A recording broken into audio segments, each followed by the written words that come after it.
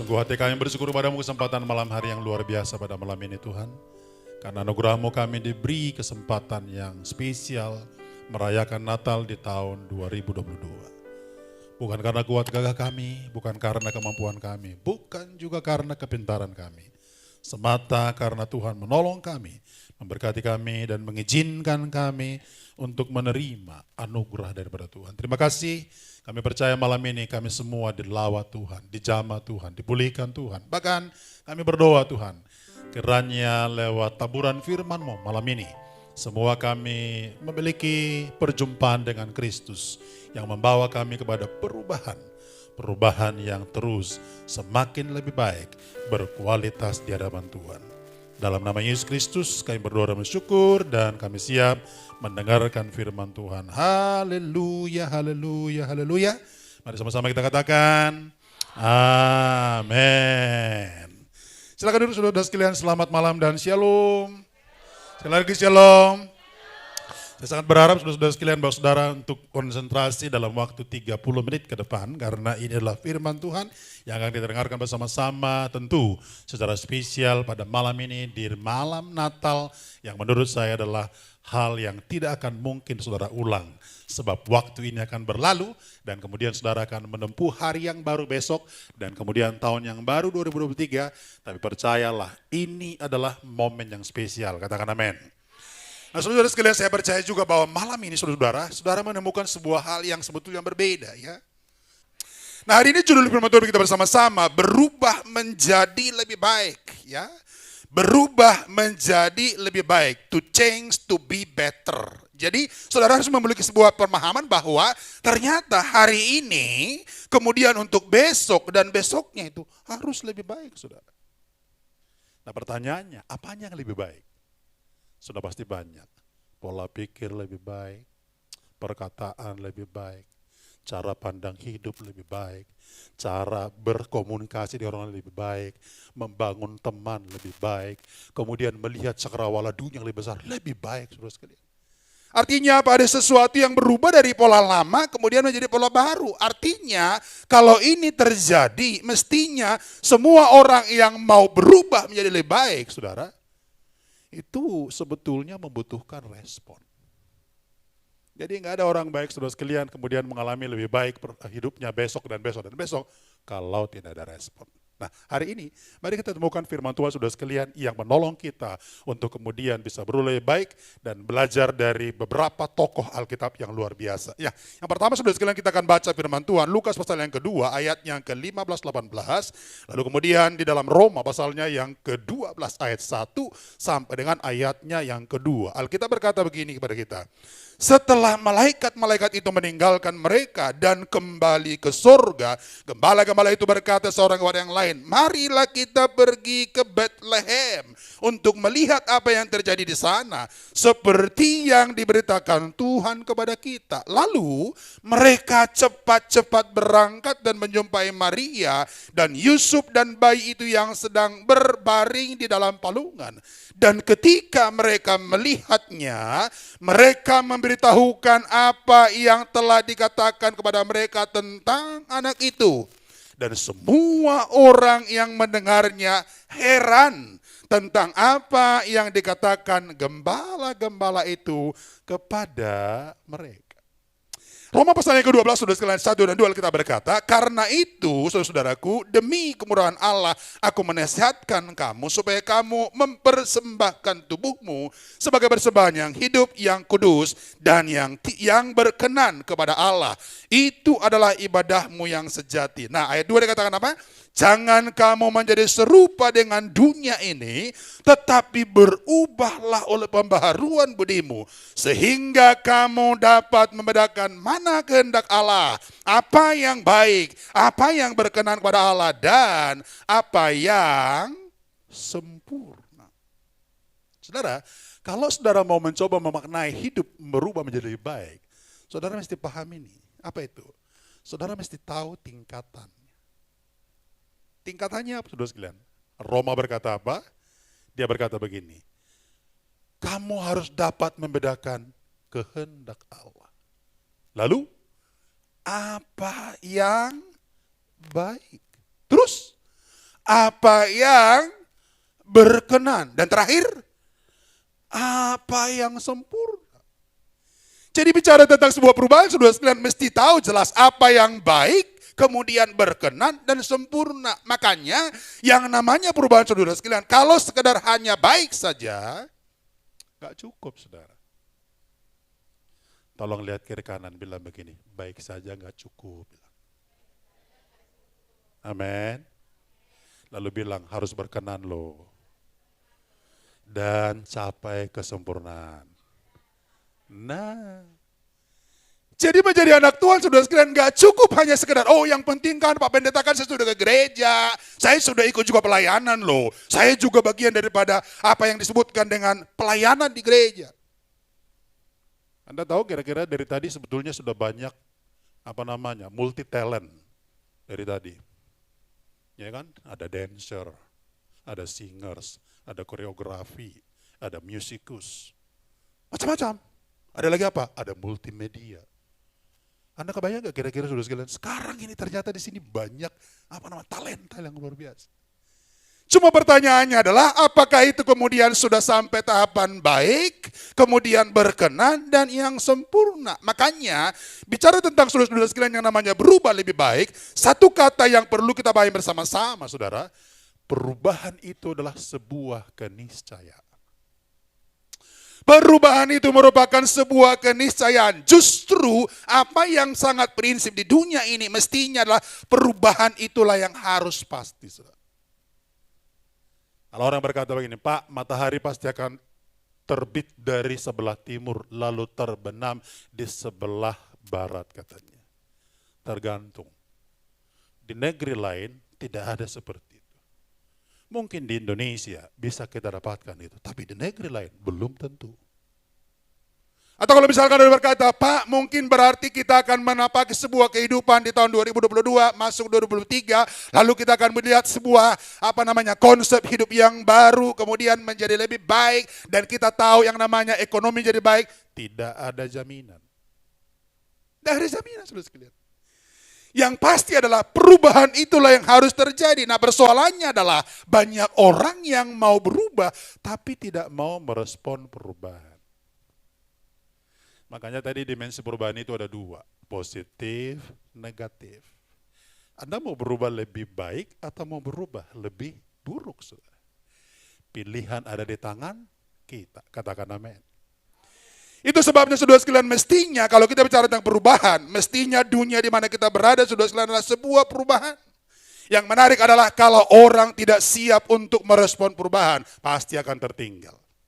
Saya berdoa di antara remaja pemuda pada hari ini, tidak ada yang tertinggal, katakan amin.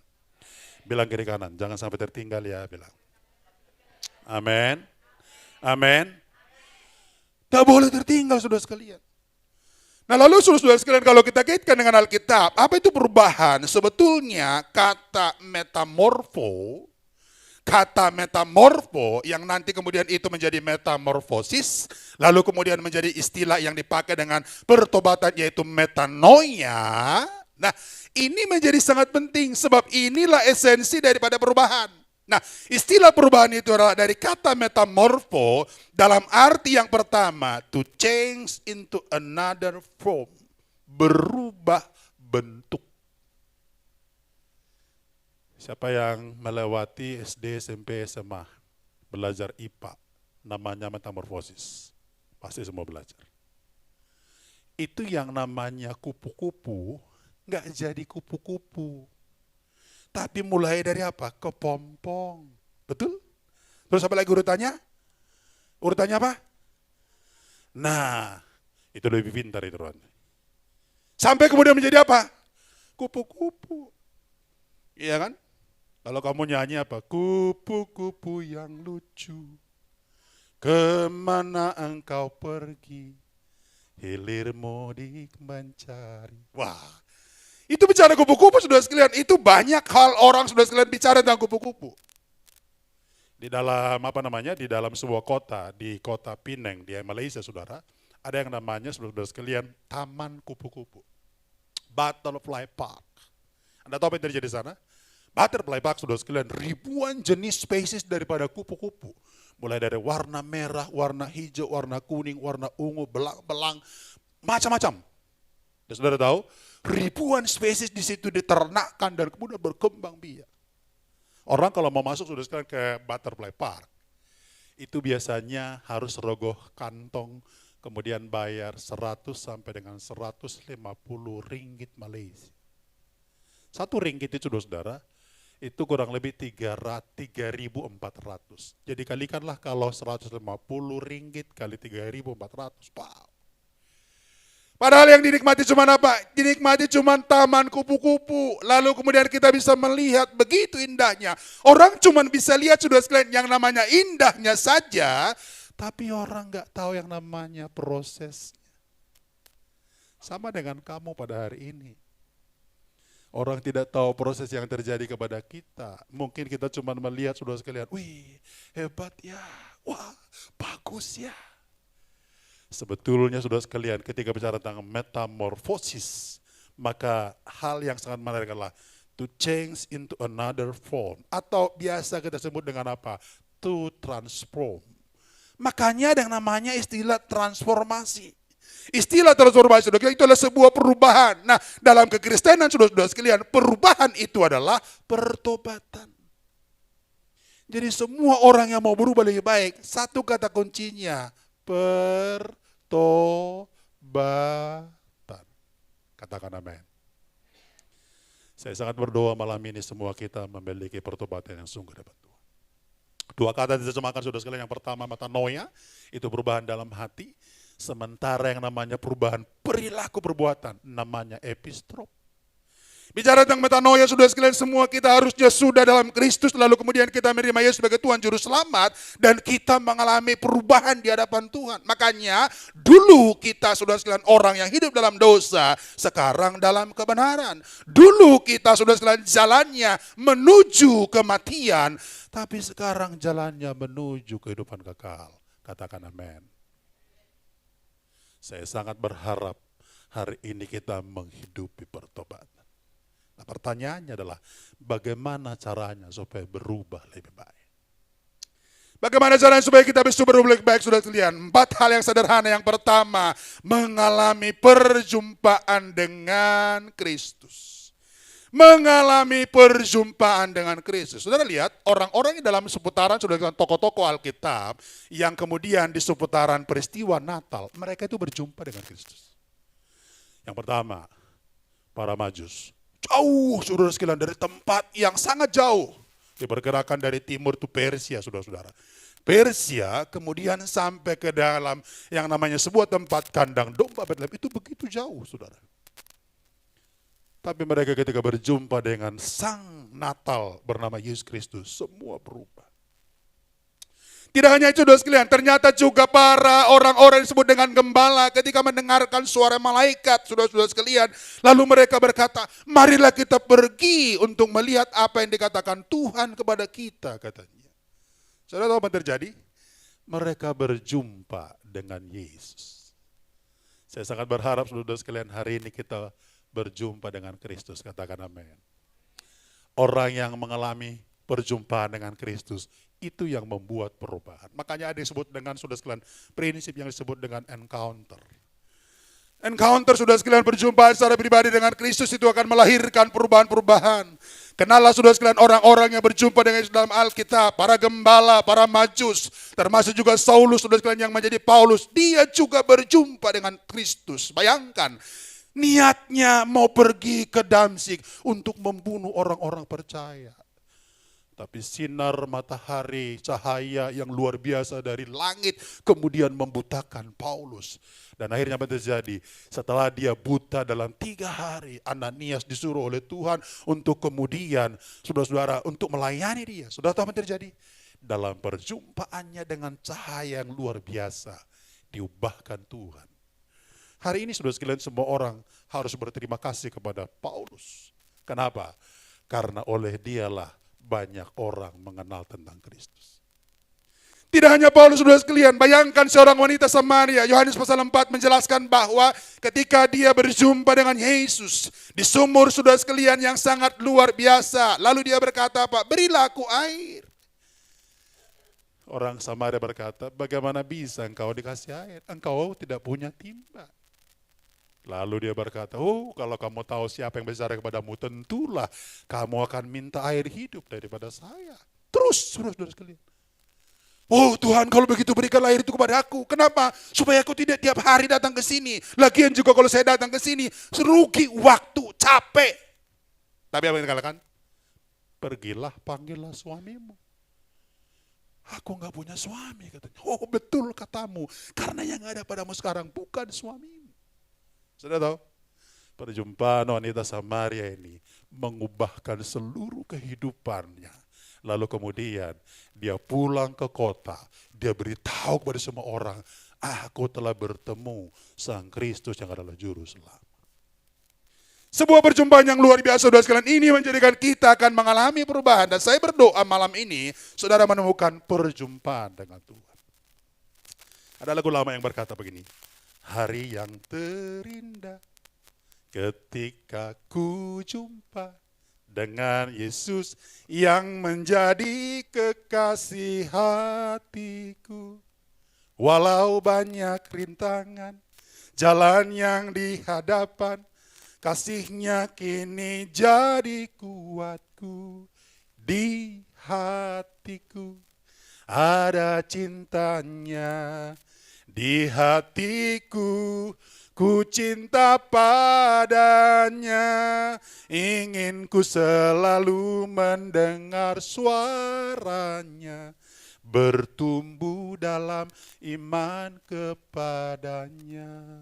Orang kalau berjumpa, saudara sekalian, ini yang terjadi. Pertanyaan saya sederhana, apakah saudara selalu berjumpa dengan Kristus? Wanita Kanaan, saudara sekalian, yang sakit perdarahan luar biasa, saudara sekalian, ketika dia berjumpa dengan Yesus, satu kata dalam mulutnya, dalam hatinya dia berkata, asal ku jamah saja jubahnya, pasti aku sembuh, saudara. Saudara kebayang cuma dari dasar hati, asal ku jamah saja jubah. Itu namanya apa? Sebuah perjumpaan yang melahirkan perubahan yang besar. Saya sangat berharap dan berdoa, saudara sekalian, kita menjadi orang Kristen, kita menjadi anak Tuhan, orang muda, remaja, pemuda yang berjumpa dengan Kristus, yang akhirnya membawa kita, saudara sekalian, menjadi orang-orang yang mengalami perubahan. Katakan amin. Saudara, itu sebabnya mari kita belajar untuk terus mendekatkan diri kepada Tuhan, berjumpa dengan Kristus. Ada sebuah encounter yang sangat luar biasa, dan itulah kemudian melahirkan perubahan dalam diri. Yang kedua, saudara sekalian, apa yang buat kita bisa merubah, saudara? Yang kedua, ketika Anda membuka hati untuk Tuhan. Ketika Anda membuka hati untuk Tuhan, maka kalau saudara membaca dalam Alkitab, Wahyu pasalnya yang ketiga, 20 berkata, lihat, aku berdiri di muka pintu dan mengetok. Jikalau ada orang yang mendengarkan suaraku dan membukakan pintu, aku akan masuk mendapatkannya, dan aku akan makan bersama-sama dengan dia, dan dia bersama-sama dengan aku. Saudara, yang kedua ini adalah membuka hati. Ada banyak orang, saudara sekalian, datang ke gereja, tapi tidak buka hati. Akhirnya apa yang terjadi? Datang sama, pulang sama. Makanya gak ada perubahan. Persoalannya adalah banyak orang, saudara sekalian, datang ke gereja, rutinitas gereja, misalkan dengan pelayanan, dengan ibadah, termasuk juga liturgi yang diatur sedemikian rupa, saudara sekalian. Tapi persoalannya mereka pulang sama, saudara. Makanya mereka bilang apa? Aduh, saya datang kosong, pulang kosong. Makanya lagunya apa? Ku tak membawa apapun juga. Saudara, kalau lagunya ku tak membawa apapun juga, nanti datang kosong, pulang kosong loh, saudara. Apa yang membuat orang, saudara sekalian, datang ke gereja, datang bersekutuan, datang Tuhan, saudara-saudara, melalui ibadah-ibadah, tapi tidak punya yang namanya perubahan? Hati-hati. Karena mereka nggak buka hati, saudara. Saya berdoa, saudara sekalian, supaya hari ini kita buka hati di hadapan Tuhan. Injil Matius pasal 9 ayat 9 sampai 10 saudara sekalian berkata apa? Setelah Yesus pergi dari situ, ia melihat seorang bernama Matius duduk di rumah cukai. Ia berkata kepadanya, ikutlah aku. Maka berdirilah Matius lalu mengikut dia. Kemudian ketika Yesus makan di rumah Matius, datanglah orang banyak pemungut cukai dan orang berdosa makan bersama-sama dengan dia dan muridnya. Pertanyaannya, kenapa Matius kemudian diubahkan Tuhan? Karena dia buka hati. Malam ini, mari buka hatimu kepada Tuhan supaya terjadi perubahan. Katakan amin. Engkau bisa menjadi pengikut Kristus yang setia, saudara sekalian, ketika engkau membuka hati di hadapan Tuhan. Nah, pertanyaannya adalah, seberapa besar kita harus membuka hati di hadapan Tuhan? Saya berdoa, saudara sekalian, tiap kali Anda disentuh oleh firman Tuhan, maka saat itu juga kita harus membuka. Itu artinya apa? Pada saat engkau dengarkan firman Tuhan, Alkitab berkata dalam Ibrani, jangan keraskan hati. Jangan keraskan hatimu. Tapi harusnya engkau harus merindukan sebuah perjumpaan dengan Tuhan, yang kemudian engkau buka hati di hadapan Tuhan. Maka engkau akan berkata apa? Bertemu muka dengan muka, tenggelam di dalam kasih-Mu Bapa. Oh Tuhanku, rindukan selalu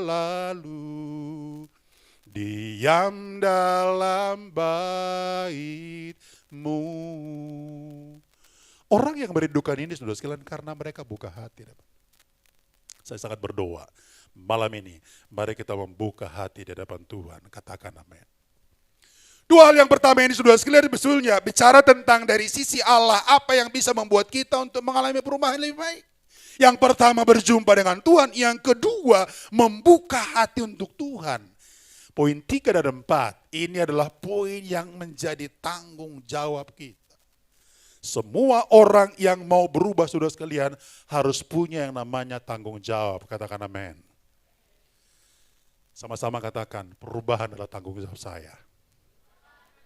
Sekali lagi katakan, perubahan adalah tanggung jawab saya.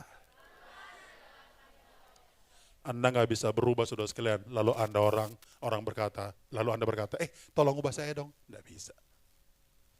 Berapa banyak saudara sekalian hari ini muncul yang namanya motivator Kristen yang kemudian saudara sekalian menjelajah hingga sampai ke gereja. Kadang-kadang para motivator saudara sekalian membuat semua segala-galanya terlihat nampak gampang. Terlihat nampak mudah. Lalu biasanya para motivator berkata, Anda bisa! Begitu kira-kira ya. Makanya kadang-kadang saudara sekalian kalau motivator itu biasanya saudara itu ngajarnya saudaraku, kalau misalkan pun sudah sampai sore, maka sapaannya tetap semangat pagi gitu kan. Udah malam jam segini, semangat pagi katanya. Luar biasa ya. Maka otak Anda kan mulai diputar berkata, oh iya ya, kita semangat pagi. Lalu kemudian dirubah dengan konsep, Anda bisa, Anda bisa. Betul saudara. Pikiran positif saudara sekalian menurut Norman Vincent Peale berkata memang bisa merubah. Tapi tahu saudara sekalian, perubahan tidak cukup hanya dengan itu. Yang paling banyak adalah di dalam diri kita, bukan dari luar. Sehebat apapun motivator saudara sekalian mempengaruhi saudara untuk berubah tanpa respon, maka itu tidak akan mungkin. Makanya di dalam respon saudara sekalian, kita harus memiliki sebuah apa? Sebuah tanggung jawab. Makanya poin ketiga saudara sekalian, bagaimana caranya kita bisa berubah lebih baik? Membuktikan diri kita berkualitas. Membuktikan diri kita berkualitas. Dalam Daniel pasal yang ketiga 28-29 berkatalah Nebukadnezar, terpujilah Allah Sadrak, Mesak, Abednego, ia telah mengutus malaikatnya dan melepaskan hamba-hambanya yang telah menaruh percaya kepadanya dan melanggar titah raja, dan yang menyerahkan tubuh mereka karena mereka tidak mau menyembah Allah manapun kecuali Allah mereka. Sebab itu aku mengeluarkan perintah bahwa setiap orang dari bangsa mana, suku bangsa atau bahasa manapun, ia yang mengucapkan penghinaan terhadap Allahnya Sadrak, Mesak, Abednego akan dipenggal-penggal dan rumahnya akan dirobohkan menjadi timbunan puing. Karena itu, karena tidak ada Allah lain yang dapat melepaskan sedemikian itu. Saudara kira-kira tahu nggak kenapa kemudian Sadrak, Mesak, Abednego, Daniel. Kalau saudara membaca kitab Daniel, saudara akan terkesima dengan tokoh ini. Ada yang bernama Daniel di sini? Tolong angkat tangan yang bernama Daniel. Halo Daniel. Nggak ada yang bernama Daniel. Sadrak, Mesak, Abednego, nggak ada ya? Wow, keren ya. Biasanya nama Daniel, Sadrak, Mesak, Abednego itu banyak sekali di gereja ya. Ya kan? Paling juga nanti nama-namanya ditambah ya, Daniel Saputra gitu. Ya kan? Kalau enggak Daniel Gonggong Halomoan gitu. Ya, namanya orang Batak saudara ya. Iya kan? Ditambah-tambah. Apalagi orang Batak saudara kalau bikin nama itu biasanya panjang-panjang loh saudara. Cuman satu orang Batak yang namanya pendek, Purim Marbun. Hanya satu kata, Purim. Marbun itu bawaan saudara. Biasanya panjang-panjang saudara-saudara sekalian ya. Nah saudara tahu apa yang harus kita lakukan supaya kita bisa mengalami perubahan? Buktikan diri berkualitas. Sadrak, Mesak, Abednego saudara sekalian, mereka itu dididik 3 tahun lamanya. Mereka dididik dengan bahasa-bahasa, budaya, peraturan yang ada di Babel saudara. Ada tahu apa yang terjadi? Ketika mereka dirilis masuk dalam pemerintahan, bekerja sebagai pegawai negara, ASN saudara. ASN. Sudah tahu apa yang terjadi? Orang itu menjadi punggawa-punggawa dan mereka melebihi orang-orang lain. Perubahan akan terjadi bagi kita bersama-sama, saudara. Kalau kita bisa membuktikan diri berkualitas, makanya untuk dapat menjadi pribadi yang lebih baik harus membuat diri kita berkualitas. Dan Daniel, Sadrak, Mesak, Abednego adalah contoh dari bagian ini. Saya sangat berharap saudara sekalian hari ini kita semua bisa gampang berkualitas. Amin saudara? Ya kan? Tadi ada 2 penyanyi solo yang hebat kan? Ada kan? Yang pertama kecil, yang kedua lebih besar. Tahu nggak kira-kira kalau misalkan mereka itu berlatih 1 minggu, 2 jam, 2 jam, 2 jam. Itu akan masuk Indonesian Idol itu. Serius. Persoalan kita adalah kita nggak mau mengasah. Iya kan? Sama. Coba kalau misalkan kita asah. Beri waktumu 2-3 jam, 1 minggu untuk satu potensi diri yang ada dalam dirimu. Kelak engkau akan menjadi berkualitas. Dan itu akan membawa engkau mengalami perubahan. Makanya bicara tentang perubahan saudara sekalian, kita harus belajar bagaimana menjadikan diri kita berkualitas. Dari 2009 saudara sekalian, saya setelah menulis banyak buku saudara ya. Beberapa buku ada di dalam slide saudara sekalian, itu buku yang pertama Making Life Better saudara sekalian. Itu buku tahun 2009 ya. Dan buku itu saudara, diklik lagi. Dan buku itu adalah berbicara tentang bagaimana mengembangkan diri menjadi orang-orang yang hebat saudara. 10 prinsip sederhana mengembangkan diri menjadi pribadi berkualitas. Kemudian saya juga menuliskan buku sudah kan Building a Better Life ya. Bagaimana membangun diri menjadi orang yang hebat. Isinya hampir mirip saudara sekalian, tapi ini dimulai dengan proyek perencanaan, kemudian seterusnya sampai mengembangkan diri, sampai menjadi orang yang berkualitas. Apalagi buku yang ketiga saudara sekalian bicara tentang Walking a Better Life. Bagaimana membuat hidup untuk terus saudara sekalian berjalan di dalam konteksnya Tuhan dan mengalami kehidupan yang terus-menerus meningkat saudara. 3 buku ini saudara sekalian serial tahun 2009, 2010, dan 2011. Bayangkan tiap tahun ada buku 1. Biasanya saudara sekalian, saya tiap tahun ada buku 1 saudara-saudara. Tetapi sejak 2014 saudara-saudara, saya berpikir begini, bikin buku ini lumayan capek ini ya. Capek saudara-saudara ya. Kadang-kadang saudara sekalian penulis buku itu tidak ada harganya. Iya kan? Coba cetak buku saudara sekalian 40% itu penerbit. 40% penerbit. 30% itu adalah toko buku. Toko buku. Lalu 20% itu biasanya untuk apa? Untuk promosi, kemudian segala macam. Tahu saudara sekalian berapa persen itu penulis? 10%. Bayangkan 10%. Jadi saya pikir, ini penulis di Indonesia ini belum dihargai nih. Makanya saudara-saudara penulis-penulis buku di Indonesia jarang yang kaya saudara-saudara. Jarang. Kecuali mungkin penulis seperti Tung Desem Waringin, begitu rilis bukunya 10.000 eksemplar, hari itu habis. Atau misalkan saudara sekalian, penulis-penulis ternama saudara-saudara. Kalau penulis-penulis saudara-saudara, susah banget. Akhirnya 2014 saudara berkata, aduh kita cuma hanya nguntungin penerbit nih, nguntungin toko buku, begitu saudara sekalian. Lama-lama saudara sekalian, jarang saya terbitkan buku di yang namanya penerbit. Kenapa? Sederhana, hitungan matematikanya. Dapatnya apa begitu. Saya tetap keluarkan buku saudara sekalian, tapi saya cetak sendiri. Cetak sendiri, edarkan sendiri. Lebih hebat memang. Kalau soal uangnya dapat saudara. Tapi soal kemudian dikenal luas, nah ini.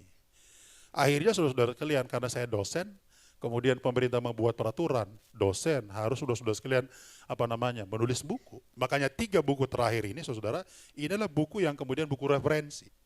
Mulai daripada peran gereja dan keluarga dalam pembinaan jemaat, lalu kemudian buku guru yang inspiratif saudara sekalian. Itu juga dalam rangka sebetulnya memenuhi tugas guru, tugas dosen saudara. Makanya saya bilang ini kalau bukan karena itu, saya gak akan tulis saudara sekalian. Karena kepentingannya banyak. Kalau dosen kan nanti akan naik jenjang, begitu saudara. Tapi saya mulai belajar, enggak apa-apalah. Enggak dapat duit, enggak apa-apa. Yang penting saya belajar menuangkan ide. Cuma satu saudara sekalian kemenangan saya. Karena buku itu pasti lebih lama hidupnya dari saya. Mungkin saya 2-3 tahun lagi akan segera berakhir, tapi buku itu akan terus. Ya, tidak ada yang tahu saudara. Tetapi saya berkata harus membuktikan diri berkualitas saudara. Apalagi kalau dalam dunia dosen sekarang, luar biasa saudara sekalian. Makanya saya belajar banyak hal, bagaimana terus mengembangkan diri supaya berkualitas. Saya berdoa malam hari ini, semua di tempat ini, baik yang di dalam, yang di luar, kau belajar mengembangkan diri, katakan amin. Orang-orang muda dengarkan dengan baik, masa depan muda datangan Tuhan. Dan engkau dicintai Tuhan, dikasihi Tuhan. Dengarkan dengan baik. Kalau engkau terus mengukir yang namanya prestasi, kualitas diri, lihat. Engkau akan satu kali kelak mengalami yang namanya hidup yang berubah, bahkan berdampak. Yang terakhir saudara sekalian, apa yang perlu kita lakukan supaya kita terus mengalami perubahan? Ini yang penting, jangan berhenti belajar. Jangan berhenti belajar saudara. Belajar dari orang-orang pintar saudara sekalian, maka orang yang belajar saudara sekalian selalu akan menemukan hal yang baru. Sebetulnya Daniel, Sadrak, Mesak, Abednego saudara sekalian, mereka adalah orang-orang yang belajar. Maka kalau saudara bicara tentang bagaimana mengukur perubahan yang betul-betul berkualitas, semakin hari semakin maju, semakin hari semakin baik saudara, jangan pernah berhenti belajar. Saya sangat berdoa saudara sekalian, ini yang harus mendorong kita. Makanya kalau engkau hari ini sudah S1, jangan puas dengan S1. Terus belajar. Kalau ada saudara sekalian di antara saudara yang mungkin S1, D2, D3, sampai ke S1. Bila perlu saudara sekalian biar S1 lagi, tapi dengan dunia disiplin ilmu yang berbeda. Itu akan membuat kita menjadi berbeda saudara-saudara. Dan saya berkata kepada kita bersama-sama, orang yang tidak berhenti bekerja dan juga belajar, maka mereka saudara sekalian akan menemukan kehidupan yang terus berubah. Sekarang ini gampang saudara sekalian untuk kita belajar. Semua dunia ada di tangan Anda. Semua pasti punya gadget, betul? Semua dunia di tangan kita. Maka satu kali klik saudara sekalian, semua kehidupan kita bisa lihat. Harusnya ini menolong kita bersama-sama. Kalau dulu zaman saya SD SMP saudara sekalian, pergi ke sekolah itu 1 buku saudara. Dan bukunya dikantongin terus taruh di sini.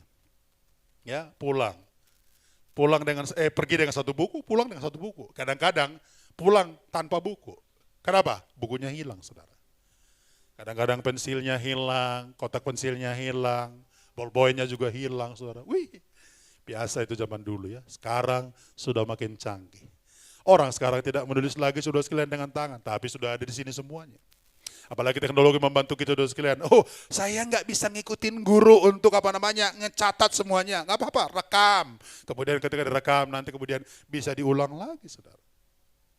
Bayangkan itu, sebegitu canggihnya. Ini namanya dunia kita harus terus belajar. Ingat saudara sekalian, dunia kita yang ada sekarang adalah dunia yang penuh dengan kompetisi. Kompetisi yang luar biasa saudara sekalian harus terjadi. Makanya pengetahuan harus update. Kemudian saudara sekalian keterampilan harus update. Lalu kompetensi juga harus update. Nah makanya kalau kita belajar saudara sekalian seperti orang Majus itu saudara. Orang Majus itu nggak mungkin nggak belajar loh saudara. Ada bayangkan nggak? Petunjuk yang mereka lihat dan ikuti bintang. Sekarang mah kita sudah gampang. Tinggal Anda ambil handphone, kemudian klik yang namanya Google Map, kemudian dari mana mau kemana, tinggal start, lalu kemudian sampai di mana, jelas. Atau kemudian Anda bawa yang namanya aplikasi yang bernama Waze, kemudian Anda klik, where to go, gitu kan. Oke, saya mau pergi ke Medan Plaza, atau misalkan Sun Plaza. Dari mana? Tanjung Anom, klik. Anda akan sampai dalam waktu 25 menit. Bayangkan itu. Semua serba mudah. Saya hanya punya pesan yang sederhana. Mari terus tingkatkan kemampuan kita dan jangan berhenti belajar. Katakan amin. Karena itu saudara sekalian, mari momen Natal ini di tahun 2020 ini jadikan sebagai pondasi bagi kita berubah menjadi lebih baik. Ingat beberapa hal yang penting saudara sekalian, perjumpaan dengan Tuhan, membuka hati untuk firman Tuhan, menjadi pribadi yang berkualitas dan tidak berhenti belajar. Itu akan menghantar saudara ke titik apa yang disebutkan dengan sebuah perubahan. Kalau ini saudara lakukan, saya percaya hidup kita ke depan akan menjadi lebih baik.